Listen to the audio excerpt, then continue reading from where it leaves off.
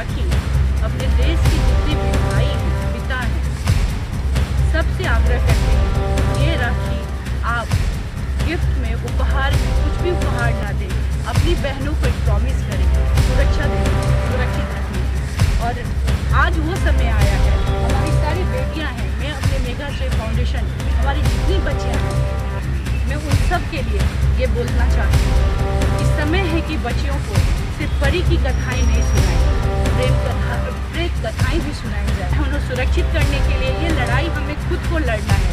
हम किससे जस्टिस मांग रहे हैं? कौन हमें जस्टिस दिलाएगा? जब भी ऐसी घटनाएं घटती है तो 1 महीना, 2 महीना, 3 महीना हम लोग सब आते हैं कि हमें जस्टिस मिलेगा, एक उम्मीद रखते हैं, बट इसके लिए जिम्मेवार कौन है? मैं किसी के ऊपर ब्लेम नहीं करना चाहती हूँ, किसी के ऊपर ये नहीं बोलना चाहती हूँ, बट मैं अपनी बेटियों को, अपनी बहनों को और खुद को इतना स्ट्रॉन्ग बनाना चाहती हूँ कि ये घटना ना घटे और हम सब मिलकर हमें ये लड़ाई लड़नी होगी।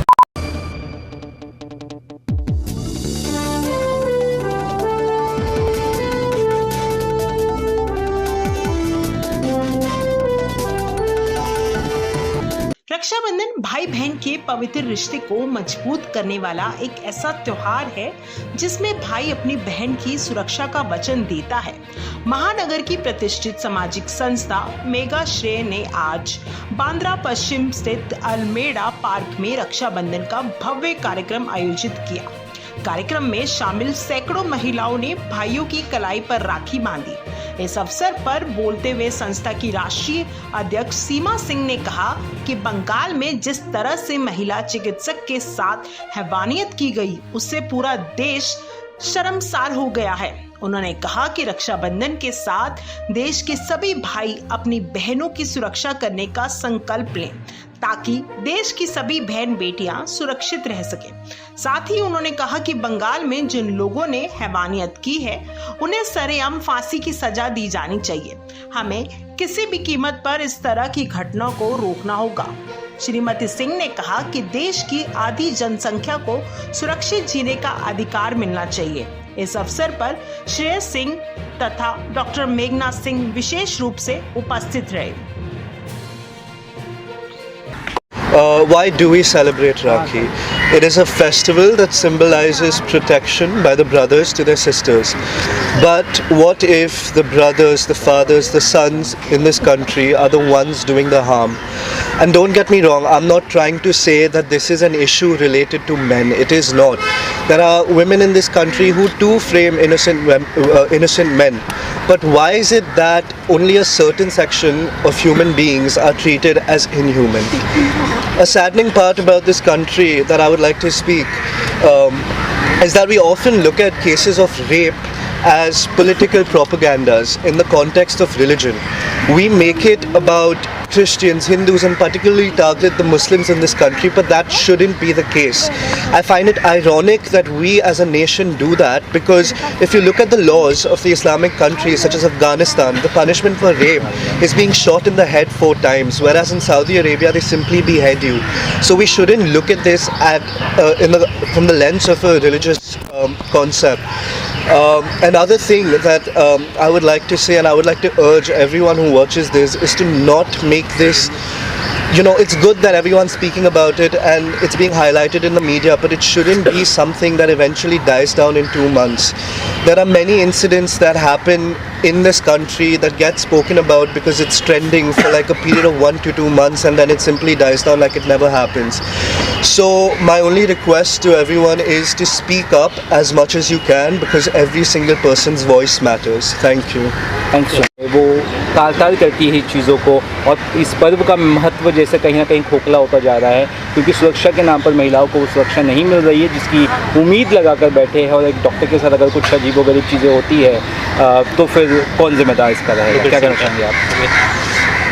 आपने बिल्कुल सही बोला कि हम आज़ादी का 78 ईयर्स 2 दिन पहले मनाए, और अभी रक्षाबंधन का पर्व आया। आज़ादी, भारत में क्या सच्ची में हम लोग आज़ाद हैं? अभी भी हम लोग कहीं ना कहीं, आप देख रहे हैं इस तरह की घटनाएं घट रही हैं। बेटियां किधर आज़ाद है?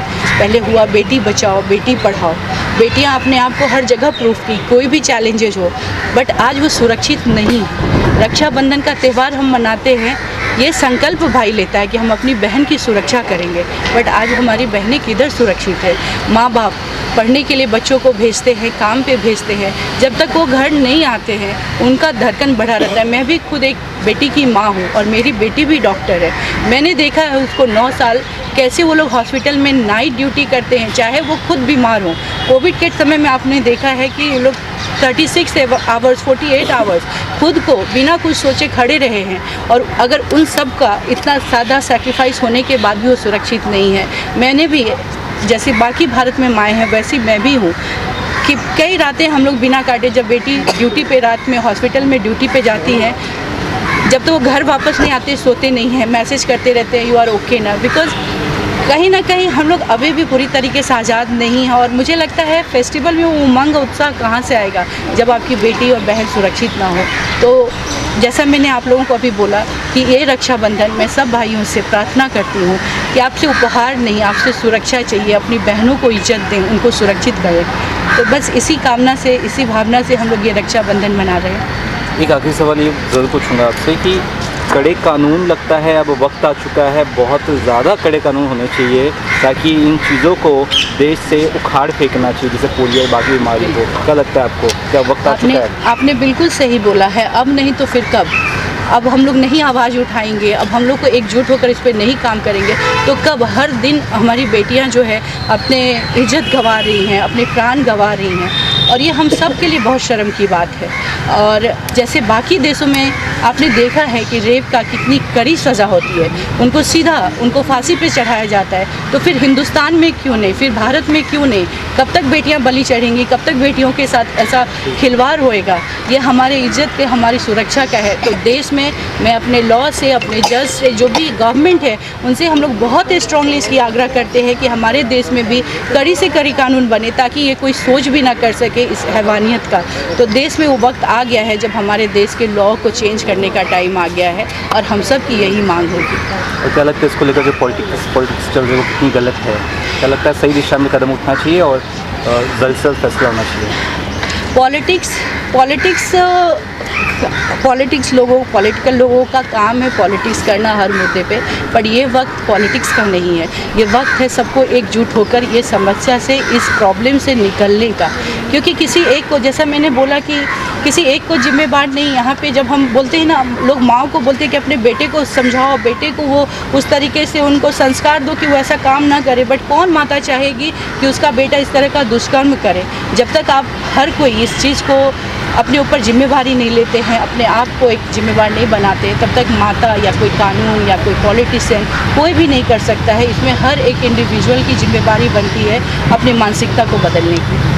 और क्या लगता है बचपन से ही अब वक्त आ चुका है इन सब चीज़ों के ऊपर बहुत ज़्यादा जोर देने का, गुड टच, बैड टच, ये सब चीज़ों को बताने का? क्या लगता है मैम? बिल्कुल, ये तो होना ही चाहिए, और हर बेटी, हर बहन को बैड टच और स्कूल से सिखाया जाता है, स्कूल में बताया। बट बात ये नहीं है कि उनके पास मौका क्या है खुद को बचाने का, उनको किधर ये सुरक्षा होती है कि वो खुद को बचा सके।